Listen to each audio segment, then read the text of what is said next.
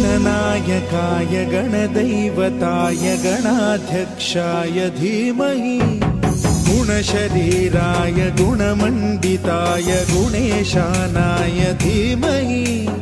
गुणातीताय गुणाधीशाय गुणप्रविष्टाय धीमहि